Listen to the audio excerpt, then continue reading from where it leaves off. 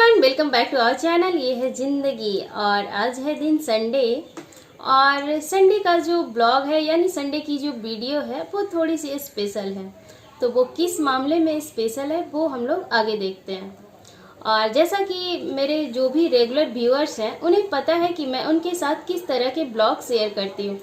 तो मैं आपके साथ अपने लाइफ स्टाइल को, डेली ब्लॉग को यानी डेली जो मेरा रूटीन है वो, और साथ ही साथ हमारे खट्टे मीठे पल को, और हम लोग कहीं घूमने जाते हैं वो सारे वीडियोस। तो अब तक आपने मेरे ब्लॉग्स में यही सारी चीज़ें देखी हैं, लेकिन आज का जो ब्लॉग है वो थोड़ा सा इससे डिफरेंट है। और इस मामले में डिफरेंट है कि यही चीज़ हमारे लाइफ स्टाइल को तय करती है कि हम आज इस लेवल पे हैं तो कल हम किस लेवल पे जाएंगे, यहाँ या फिर यहाँ। तो ये एक चीज़ हमारी सबके लाइफ में बहुत ज़्यादा मायने रखती है और वो चीज़ है पैसा।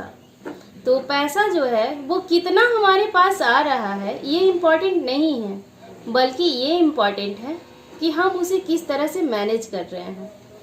तो आज इसी टॉपिक पे मेरे पति देव जी आप लोगों से कुछ बातें चर्चा करेंगे। तो चलिए पति देव जी को ये काम सौंपते हैं और देखते हैं कि वो इसके बारे में क्या कहते हैं।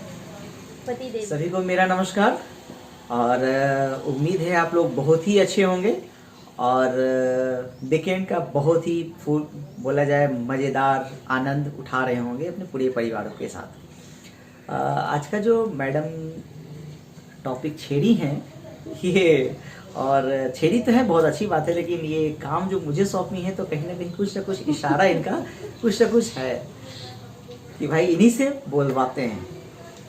बिल्कुल। क्यों, हम ज्यादा बचत करते हैं क्या? नहीं, ऐसा नहीं है। बचत जो है वो घर में हर एक मेंबर के ऊपर डिपेंड करता है। बिल्कुल।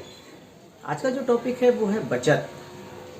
तो बचत में कई ऐसे इसके आयाम हैं जो इसी में छुपे हुए हैं।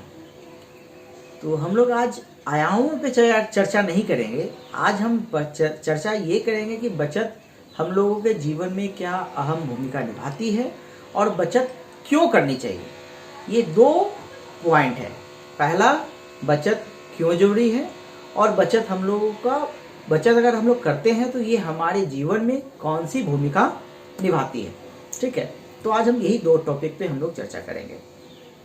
और कहीं हम लोग अगर हम पथभ्रमित हों तो आप हमें जरूर टोकिएगा। बिल्कुल भी नहीं, आप क्यों पथभ्रमित होंगे। चलिए तो शुरू करते हैं। सबसे पहले है बचत क्यों जरूरी है। एक चीज समझ लीजिए, बचत वो आपकी ऐसी पूंजी है जो आपका बहुत ही गहरा दोस्त होता है। बिल्कुल। और आपके विकट परिस्थिति में, आपातकालीन परिस्थिति में सबसे नजदीकी दोस्त ही मदद करता है। ये तो सभी को मालूम है। बिल्कुल। तो वो सबसे नजदीकी दोस्त वो आपका पैसा हो सकता है। आपके मित्र हैं, मित्र संगी हैं, परिवार है, सब कुछ है, लेकिन आपकी धनराशि बहुत अहम भूमिका निभाती है। इसे हम लोगों को मानना है। तो आप ये नहीं, ऐसा नहीं करना है भाई कि हम डर के मारे बचत करें। नहीं, आप इससे भविष्य में वैसी चीजें जो आपकी सुख सुविधा की हैं वो भी आप खरीद सकते हैं इसी छोटी सी जमा पूंजी से, यही छोटी सी बचत से। और मैं यहाँ पे थोड़ा सा लाइट कीजिए। जैसा कि हम सभी के लाइफ में वो दिन आए ही होंगे, बचपन वाले दिन।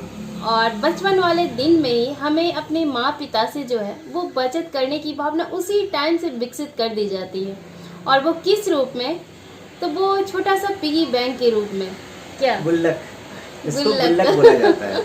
और हम लोग को तो याद है, हम लोग गुल्लक रखते थे और उसमें 1 रुपया, 2 रुपया, 5 रुपया, उसमें 10 का सिक्का नहीं आया था तो 5 तक का सिक्का हम लोग उसमें जमा करते थे। मैं तो कभी कभी उसमें नोट भी डाला करती थी। हाँ, नोट तो डाल। लेकिन ऐसा भी होता था मस्ती में, कभी कभी जब हम लोगों को कुछ जरूरत होती थी तो उसमें से थोड़े थोड़े पैसे निकलते भी चले जाते थे।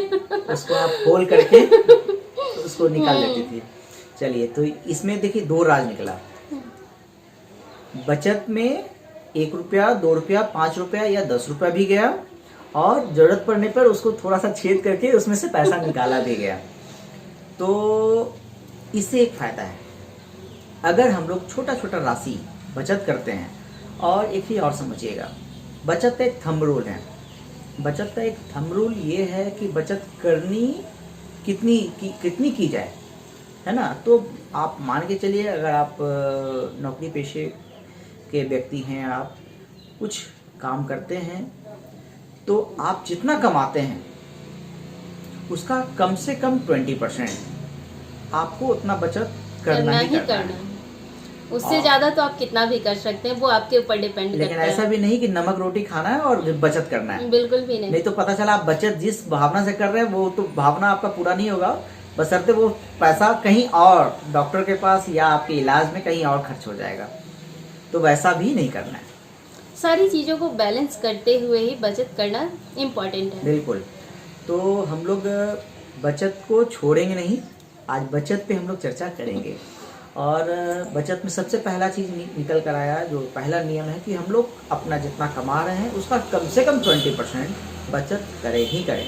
माध्यम कुछ और हो सकता है, जगह कहीं कहीं अलग अलग हो सकता है, लेकिन उतना हमें बचत करना है, ठीक है। और बचत क्यों करना है ये हम पहले भी बता चुके हैं। आपातकालीन स्थिति हो सकती है, विकट परिस्थिति हो सकती है, बहुत सारी चीजें हैं, या फिर लाइफ में तो कुछ सामान खरीदने की आवश्यकता हो सकती है, बहुत सारी चीजें हैं। तो वही, और उस समय आपके पास उतना पैसा नहीं हो सकता, तो यही छोटी छोटी राशि आप उसमें से बचत जो आप करेंगे। यही देख लीजिए, अभी कोविड जो है वो भी बहुत सारी चीजें हम लोगों को सिखा करके अभी है ही हमारे बीच में, अभी गया भी नहीं है, तो वो बहुत सारी चीजें हमें सिखा रहा है। मैडम का कहना बिल्कुल जायज है कि अभी कोविड का समय है और कोविड हमें बहुत कुछ सिखाया है। तो हम लोग बोला जाए मनुष्य है, और मनुष्य अपने आसपास को देखकर बहुत जल्दी सीखता है, अडॉप्ट करता है, उसके परिस्थिति में ढलता भी है। तो हम लोग को सीखना ये है कि हम कोविड से कैसे सीख सकते हैं और क्या क्या सीख सकते हैं, ठीक है। तो कोविड हमें यह सिखाया कि आप कैसे विषम परिस्थिति में भी, बिना होटल का खाना खाए हुए भी, बिना फिल्म या मूवी देखे हुए भी आप जिंदा रह सकते हैं। बिल्कुल, और बहुत ही अच्छे से, ठीक है। रेस्टोरेंट में नहीं जाना है, रेस्टोरेंट में बार बार नहीं जाना है, आप अपने दोस्त मोहिम के पास भी नहीं जाना है, लेकिन आप सिमट के एक घर में ही थे, लेकिन आप जीवित थे, हम लोग जीवित थे और स्वस्थ थे। बहुत सारे लोग जो अनियमितता बरते, सामाजिक दूरी और मास्क का पालन नहीं किए, दुखद हुआ कि वो कोरोना पीड़ित हुए। और कुछ ऐसे भी हमारे जान पहचान के संगी मित्र रहे जो आज इस दुनिया में नहीं है, अफसोस है। लेकिन बचत, वही बचत उनके परिवार को काम आ रहा है। बिल्कुल। ये हम कोविड से इसलिए जोड़े कि कोविड ये साक्षात उदाहरण है, ज्वलंत उदाहरण है, जिससे आप और हम आसानी से देख सकते हैं और सीख सकते हैं। तो और आज साथ ही साथ ये भी कोविड सिखाया कि जो भी पल मिले उसे भरपूर जिए। बिल्कुल।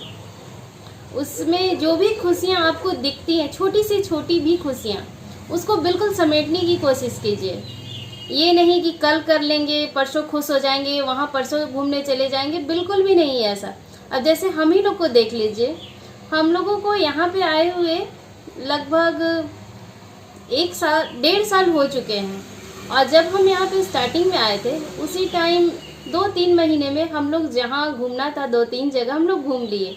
नहीं तो अगर ये सोचते कि नहीं 2-3 महीने बाद जाएंगे, 4 महीने बाद जाएंगे, जब छुट्टी मिलेगी तब जाएंगे, हम लोगों को जैसे जैसे मौका मिला हम लोगों ने संडे को भी भरपूर यूज किया। तो बस वही चीज़ है कि जो भी परिस्थिति आपके सामने आए उससे पॉजिटिविटी लेने की कोशिश कीजिए। उसमें जो भी आपको खुशियाँ दिखती है उसे बिल्कुल अपने अंदर समेटने की कोशिश कीजिए। तो मैं थोड़ा सा इधर उधर हो गई, लेकिन ये सारी चीज़ें जो है वो सारी चीज़ें मिलकर के हमारे लाइफ को बनाती हैं। तो चलिए पतिदेव जी, आप अपने काम को, यानी कि आप अपने टॉपिक को आगे बढ़ाइए, नहीं तो वीडियो जो है वो बहुत बड़ी हो जाएगी। धन्यवाद, धन्यवाद, शुक्रिया मैडम। हम इसलिए बोले थे कि पथ भ्रमित अगर होते हैं तो आप हमें बताइएगा, लेकिन मैडम ही पथ भ्रमित हो रही है। हर पथ भ्रमित नहीं बोलेंगे, उससे भी हमें सीखने को मिलता है।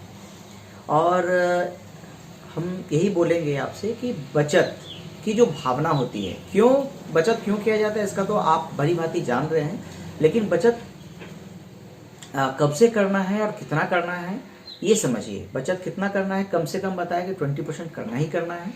और कब से करना है, तो बचत की भावना आपका जितना पहले हो जाए, जितना पहले से आप कर सकें, स्टार्टिंग से कर सकते हैं, उतना कीजिए। और बचत में एक काम आता है, एक फॉर्मूला है जिसे पूरी दुनिया का 8वां अजूबा बोलते हैं, उसे बोलते हैं कंपाउंडिंग। अच्छा। ठीक है, तो अगर हम लोग बचत करते हैं और ऐसे जगह निवेश करते हैं जहाँ पे हमें कंपाउंडिंग का लाभ मिले, जहाँ पे हमें चक्रवृद्धि ब्याज मिले, तो पूरी दुनिया में 8वां अजूबा है, वो है कंपाउंडिंग। हमें निवेश ऐसे जगह पे करना है, आप स्वतंत्र हैं, आपका पैसा है, आपको जहां निवेश करना है वहां कीजिए, लेकिन कोशिश ये कीजिए कि हम जहां भी पैसा निवेश करें वहां से हमें कंपाउंडिंग का लाभ मिले। ताकि कंपाउंडिंग का लाभ मिलेगा तो वो आपका 8वां अजूबा होगा और आप विश्वास नहीं करेंगे कि आप कितना ज़्यादा धनराशि जमा कर चुके हैं।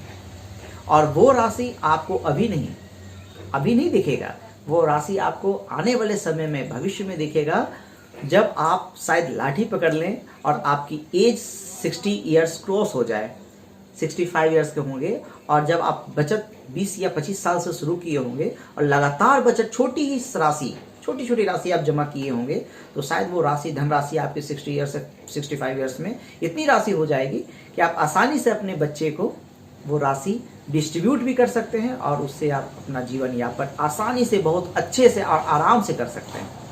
तो आज हम बस इतना ही चर्चा करेंगे कि सबसे पहला कि बचत आपको करना है और सबसे पहले करना है, स्टार्टिंग से करना है। निर्णय लीजिए कहाँ करना है, वो आप निर्णय स्वतंत्र हैं, आप स्वयं ले सकते हैं और बचत कीजिए। और क्यों करना है इसकी जानकारी आपको मैंने दे रखा है, और ये आपको भी मालूम है कि बचत क्यों जरूरी है, क्या इसकी आवश्यकता है हमारे जीवन में, हमारे लाइफ में, इसका क्या सदुपयोग है, वो आप जानते हैं।